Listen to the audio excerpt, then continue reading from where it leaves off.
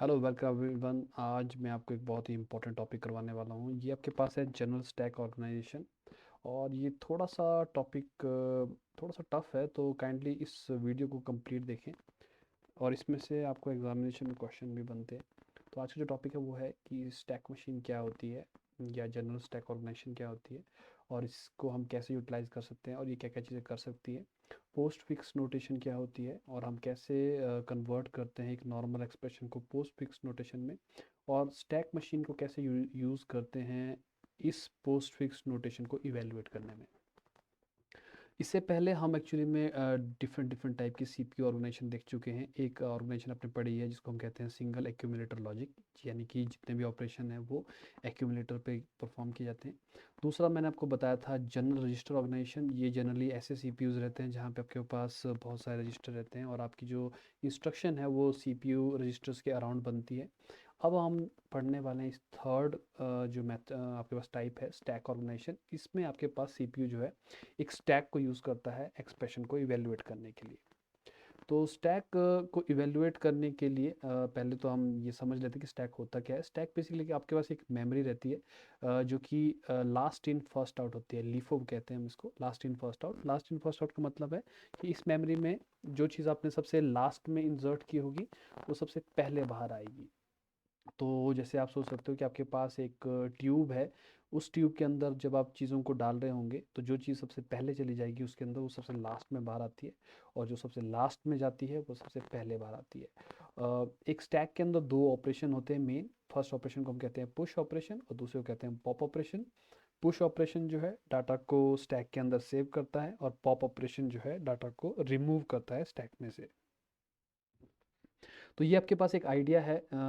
ये आपके पास वो मेमोरी है जहाँ पे आप डाटा को पुश करते हो। तो जैसे जैसे आप एलिमेंट को पुश करते जाते हो स्टैक जो है आपका ग्रो करता जाता है इस तरीके से।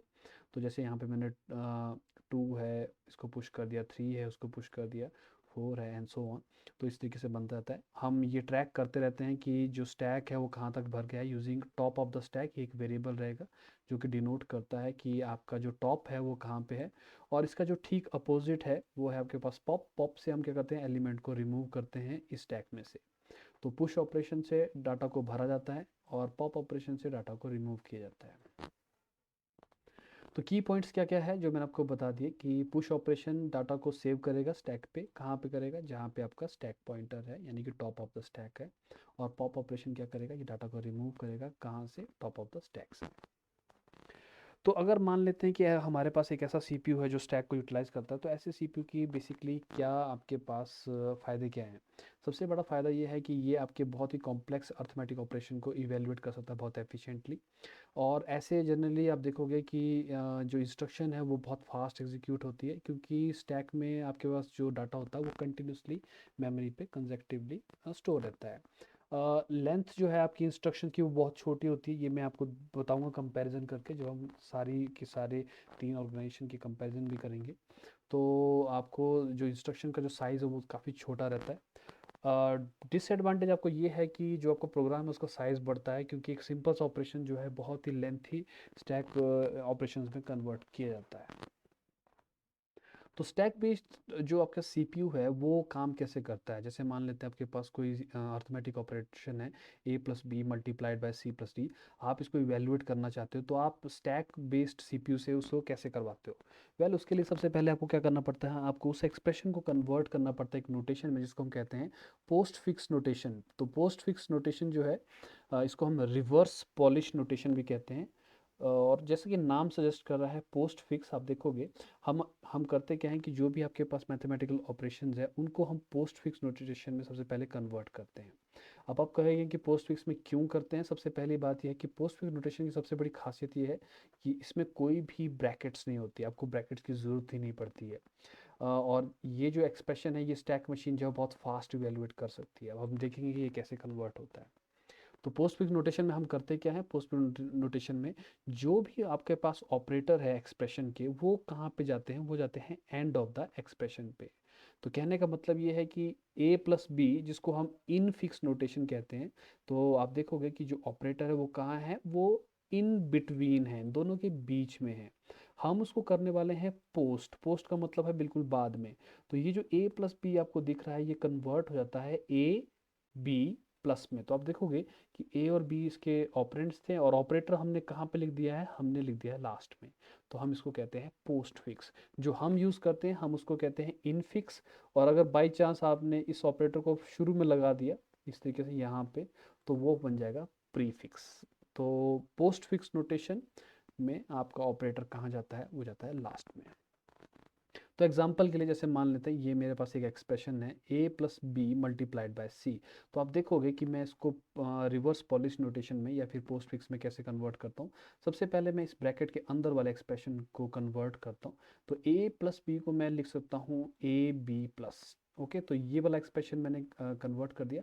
अब बचता है ये जो ब्रैकेट के अंदर एक्सप्रेशन है, ये पहला ऑपरेंड है, दूसरा ऑपरेंड ये सी है और ये उसका ऑपरेटर है। तो मुझे करना क्या है, मुझे बस इस ऑपरेटर को कहाँ लगाना है, राइट साइड में। तो आप देखोगे ये एक्सप्रेशन कन्वर्ट हो गया किस चीज़ में, रिवर्स पॉलिश नोटेशन में। अब आप देखोगे ऊपर वाले एग्जाम्पल में ब्रैकेट्स हैं और नीचे वाली नोटेशन में बिल्कुल ब्रैकेट नहीं है।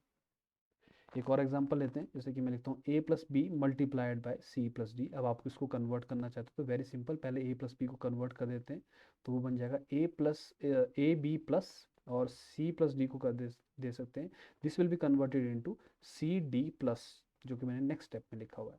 तो आप देखोगे कि एक एक्सप्रेशन बन जाएगा ए बी प्लस, दूसरा एक्सप्रेशन बन जाएगा सी डी प्लस, और इन दोनों के बीच में जो ऑपरेटर है स्टार, ये कहाँ जाएगा, ये का राइट साइड में, यानी कि यहाँ पे। तो अगेन आप देख सकते हो कि यहाँ दो ब्रैकेट्स थे और यहाँ पे फाइनल एक्सप्रेशन में कोई ब्रैकेट नहीं है। थोड़ा सा कॉम्प्लेक्स एग्जांपल लेते हैं। तो इस केस में ये आपके पास है a plus B divided by C plus D multiplied by E plus F divide by G plus H. तो आप देखोगे यहाँ बहुत सारे ब्रैकेट्स हैं, तो पर आप इसको बहुत ईजिली कन्वर्ट कर सकते हो। जैसे कि आप देखोगे कि a प्लस बी जो है वो कन्वर्ट हो जाएगा ए बी प्लस में, सी प्लस डी जो है सी डी प्लस में, ई एफ प्लस में, जी एच प्लस में। ओके, अब मुझे करना क्या है, मुझे इस एक्सप्रेशन को जिसके बीच में ये डिवाइड वाला ऑपरेशन लगा हुआ है या दोनों के बीच में डिवाइड भी है, तो मैं इनको कैसे अरेंज करता हूँ, मैं इस डिवाइड को ले आता हूँ यहाँ पे। तो ये आ गया फर्स्ट एक्सप्रेशन, ये आ गया सेकेंड एक्सप्रेशन और ये इन दोनों के बीच का ऑपरेटर। वैसे ही यहाँ पे आपके पास रहेगा ई एफ प्लस जी एच प्लस और इनके बीच का ऑपरेटर यानी कि डिवाइड, और इन सब का यानी कि एक एक्सप्रेशन ये था फर्स्ट ऑपरेशन और ये ऑपरेशन सेकंड था, और इनके बीच में था स्टार जो जाएगा सबसे लास्ट में यानी कि यहाँ पे। तो आप देखोगे कि ये जो एक्सप्रेशन आपके पास बन गया है, अब ये पूरा का पूरा एक्सप्रेशन जो है इसमें कोई भी आपके पास ब्रैकेट नहीं है। तो ऐसी नोटेशन को हम इवेलुएट कैसे करते हैं, हम यूज़ करते हैं स्टैक मशीन। और स्टैक मशीन के लिए काम करना बहुत आसान है। हम इस एक्सप्रेशन को स्कैन करेंगे लेफ्ट से राइट में। करना ये है कि जब जब आपको ऑपरेंड मिलेंगे तो आपने उसको पुश करना है स्टैक पे, और जब ऑपरेटर मिलेगा तो आपने क्या करने हैं, उतने ऑपरेंड जो है पॉप कर देने हैं आपके पास, और उसको कैलकुलेट करके वापस उसमें रिजल्ट को पुश कर देना है। तो देखते हैं कि ये कैसे होता है। जैसे एक्सप्रेशन आपके पास है 3 मल्टीप्लाइड बाय 10 प्लस 5, मैंने इसको कन्वर्ट कर दिया है पोस्ट फिक्स में, तो ये बन जाएगा 10 5 प्लस और 3 आपका स्टार। तो ये आपके पास एक्सप्रेशन बन गया है। तो इवेलुएट करने का तरीका क्या है, मैं लेफ्ट से राइट की तरफ स्कैन करता जाऊँगा, और अगर मुझे ऑपरेंड मिलते हैं तो मैं उनको पुश करता जाऊँगा। तो आप देखते जाओ, पहले मुझे मिला 3 तो मैंने उसको पुश कर दिया है यहाँ पे, फिर मुझे मिला है 10 उसको मैंने पुश कर दिया, स्टैक में वो देख रहे हो आप ग्रो कर रहा है। फिर मुझे मिला है 5 5 मैंने पुश कर दिया है। उसके बाद मिला है प्लस, और जैसे ही प्लस आएगा ये क्या करेगा, ये उसके लास्ट के दो ऑपरेंड को यानी कि यहाँ इस केस में 10 और 5 को प्लस करके रिजल्ट को जो है आपके पास पुश कर देगा। तो आप देखोगे 10 प्लस 5 15 हो जाएंगे और रिजल्ट जो है अब आपका 15 हो जाएगा। नेक्स्ट आप देखोगे कि आपके पास आएगा स्टार। तो स्टार अगेन दो ऑपरेंड को लेगा इस तरीके से और कैलकुलेट करके रिजल्ट आपको देगा। तो आप देखोगे कि फाइनल एक्सप्रेशन आपके पास क्या बन जाता है 45। तो ये जो नोटेशन है आप देख सकते हो मात्र 5 स्टेप में उसने कन्वर्ट कर दी है, यानी कि इवेलुएट कर दी है। एक और एग्जांपल लेते हैं, जैसे ये आपके पास एक्सप्रेशन है 7 4 minus 3 star 1 5 plus divide star. तो आप देखोगे 7 4 माइनस 3, ये 7 4 माइनस 3 तीन ऑपरेंड आ गए। जैसे ही स्टार आएगा तो ये दो ऑपरेंड जो है आपके इवेलुएट हो जाएंगे, तो ये बन जाएगा -12। ठीक है, स्टार के बाद आ जाएगा 1 5, तो 1 यहाँ पे चला गया, 5 यहाँ पे चला गया। फिर आ जाएगा प्लस। प्लस का मतलब है कि ये दो ऑपरेंड जो है प्लस किए जाएंगे, तो that means this will become 6। और प्लस के बाद है डिवाइड, तो डिवाइड किसको पिक करेगा, डिवाइड पिक करेगा -12 एंड 6 को। तो it will be -12 divide by 6 जो कि हो जाएगा -2। और लास्ट ऑपरेंड आ जाएगा आपका स्टार। स्टार क्या करेगा, लास्ट के दो ऑपरेंड को स्टार करके यानी कि मल्टीप्लाई करेगा, आंसर विल बी 14। तो इस तरीके से आपका जो एक्सप्रेशन है पोस्ट फिक्स में, उसको आप इवेल्युएट कर सकते हो वेरी इजीली यूजिंग ए स्टैक मशीन। तो कंक्लूजन यही है कि स्टैक बेस्ड सीपीयू क्या करते हैं, वो स्टैक को यूटिलाइज करते हैं और वो रिवर्स पॉलिश नोटेशन को यूज़ करते हैं मैथमेटिकल एक्सप्रेशन को कैलकुलेट करने के लिए। अगर आपको कोई भी इसमें जो टॉपिक है वो क्लियर नहीं होगा तो काइंडली मुझे इसी वीडियो के कमेंट सेक्शन में कमेंट करके मुझे बता दीजिए, ताकि मैं उसका वेल इन टाइम आपको आंसर दे सकूँ।